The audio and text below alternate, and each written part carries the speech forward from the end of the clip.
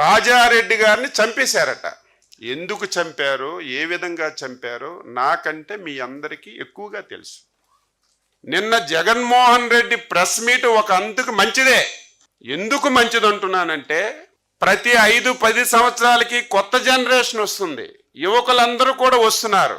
కొంతమందికే జగన్మోహన్ రెడ్డి యొక్క క్రూరత్వం తెలుసు, రాజశేఖర్ రెడ్డి చేసిన అరాచకాలు తెలుసు, వాళ్ళ చేసినటువంటి తాత చేసినటువంటి దమనకాండ చాలా మందికి తెలియదు. ఈరోజు ఆయన మాట్లాడి దాని మీద చర్చకి తీసుకురావడం ఒక శుభ పరిణామం. ఈ సందర్భంగా చర్చ వస్తే వాళ్ళ కుటుంబ నేపథ్యం ఏంటి, వాళ్ళ కుటుంబం ఏ విధంగా పులివెందుల్లో కానీ కడపలో కానీ ఈ రాష్ట్రంలో కానీ ఏ విధంగా దమనకాండ చేశారో ఒక్కసారి ఫ్రెష్గా మనం చెప్పుకోవడానికి ఒక అవకాశం వచ్చిందని చెప్పి తెలియజేస్తున్నాను. రాజారెడ్డిని చంపేశారు, చంపిన వాళ్ళని నేను ఏమీ చేయలేదు, ఇదే బెస్ట్ ఎగ్జాంపుల్, నేను మంచివాడినని చెప్పానని మాట్లాడాడు. వెంటనే బాధితుడు పార్థసారథి రెడ్డి ఒక సమావేశం పెట్టాడు. జగన్మోహన్ రెడ్డి గారు, ఆ రోజు మీ తాత మీ తండ్రి గారు మీ తాత హత్యలో ఉన్నటువంటి వాళ్ళని ఎవరిని మిగల్చలేదు, అందరినీ వేసేశారు, ఆస్తులు ధ్వంసం చేశారు, బుల్డోజర్లు పెట్టి ఇళ్ళన్నీ కూడా కూల్చేశారు. మిగిలింది ఒక పార్థసారథి రెడ్డి, అది కూడా కర్ర పెట్టుకొని ఊత పెట్టుకొని నడుస్తున్నాడు. అది తెలిసి మాట్లాడావా తెలియక మాట్లాడావా నాకు అర్థం కాదు. మొత్తం ఆ రోజు జరిగిన పరిణామాల్లో ఇన్వాల్వ్ అయిన ప్రతి ఒక్కరిని ఆ రోజు నువ్వు హతమార్చిన విషయం ఈ సందర్భంగా గుర్తు చేస్తున్నాను. రెండవది, ఆ రోజు పులివెందలకి తెలుగుదేశం పార్టీ పక్షాన ఉన్నటువంటి వ్యక్తి ఆ రోజు ఇందులో ఒక బాధ్యుడని నువ్వే చెప్పావు, నేను చెప్పలేదు.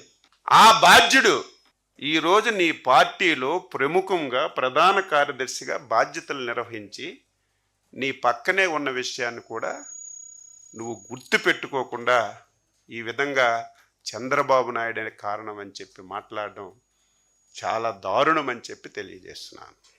రెండవది, చంద్రబాబు నాయుడు గారు అపోజిషన్ లీడర్గా ఉమ్మడి ఆంధ్రప్రదేశ్ రాష్ట్రంలో శాసనసభలో ప్రసంగం చేశారు.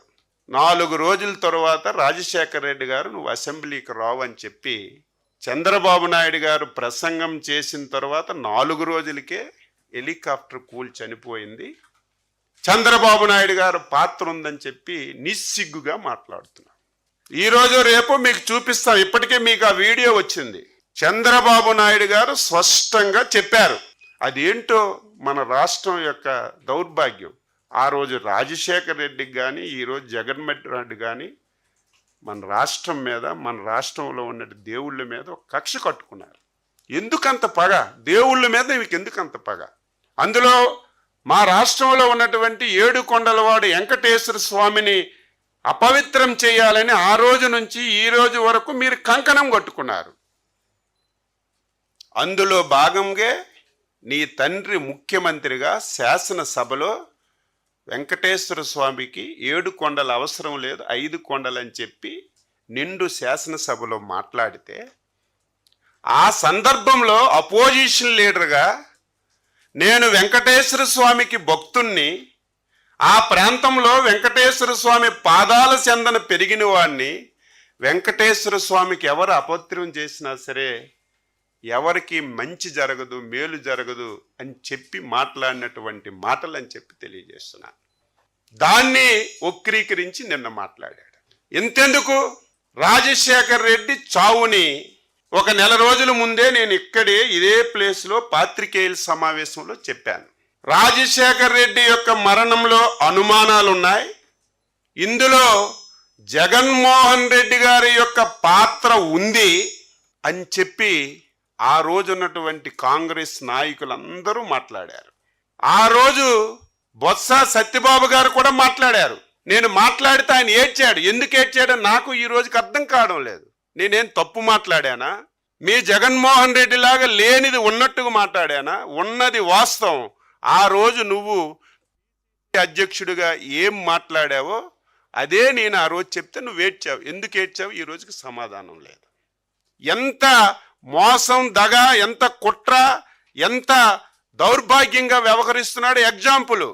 ఆ రోజు నువ్వే నా తండ్రి సావుకి రిలయన్స్ గ్రూప్ అధినేత ముఖేష్ అంబానీ గారని చెప్పి నువ్వే చెప్పావు. ఆంధ్ర రాష్ట్రంలో ఉన్నటువంటి రిలయన్స్ సంస్థలన్నింటి మీద మీ వాళ్ళందరినీ పంపించి దాడులు చేశావు. ఇది వాస్తవమా కాదా? ప్రజలందరికీ నేను ఈ సందర్భంగా అడుగుతున్నాను. పాత్రికేయులుగా మీరు కూడా ఒకసారి గుర్తుపెట్టుకోవాలి. అచ్చెన్నాయుడు చెప్పింది వాస్తవమా కాదా అని తెలుసుకోవాలి. నువ్వే రిలయన్స్ వాళ్ళ పాత్ర ఉందని చెప్పి దాడులు చేయించి నానా యాతన చేయించి నువ్వు అధికారంలోకి వచ్చిన తర్వాత రిలయన్స్ వాళ్ళని మంచిగా చేసుకొని వాళ్ళు చెప్పిన వాళ్ళకి రాజ్యసభ సీట్ ఇచ్చావా లేదని చెప్పి నేను అడుగుతున్నాను. ఇందులో ఎవరి పాత్ర ఉంది? చంద్రబాబు నాయుడు గారికి ఇందులో ఏం సంబంధం? దీనికి కర్మ కర్త క్రియ నువ్వే. ఏం జరిగిందో నువ్వే చెప్పాలి. బాధ్యులు ఎవరో నువ్వే చెప్పాలి. దీన్ని ఉక్కిరీకరించి మాట్లాడుతున్నావు. ఇక మూడవది వివేకానంద రెడ్డి హత్య. జగమరిగిన సత్యం. చిన్న పిల్లవాడు గాఢ నిద్రలో ఉండి ఒక్కసారి లేపి వివేకానంద రెడ్డి ఎలాగ చనిపోయాడంటే జగన్మోహన్ రెడ్డి ప్రమేయంతో గొడ్డలతో నరికి నరికి క్రూరంగా చంపారని ప్రతి ఒక్కరూ చెప్తారు. అంతెందుకు, ఇది నేను చెప్పవలసిన అవసరం లేదు. మాకు నువ్వు ఆన్సర్ చేయవలసిన అవసరమే లేదు. సాక్షాత్తు నీ బాబాయి కూతురు 7-10 సంవత్సరాల నుంచి వాళ్ళ తండ్రి ఆత్మకు శాంతి కలగాలని, మా తండ్రి హత్యలో జగన్మోహన్ రెడ్డి ప్రమేయం ఉంది ఉంది ఉంది అని కాలికి బలపం కట్టుకొని ఊరు వాడ దేశం మొత్తం తిరిగి చెప్తుంటే ఆవిడ అడిగినటువంటి ప్రశ్నలకు నువ్వు సమాధానం చెప్పు. మాకు చెప్పవలసిన అవసరం లేదు.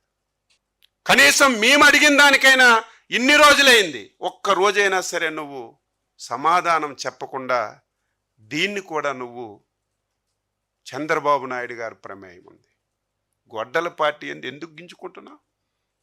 గొడ్డల పార్టీ కాదా?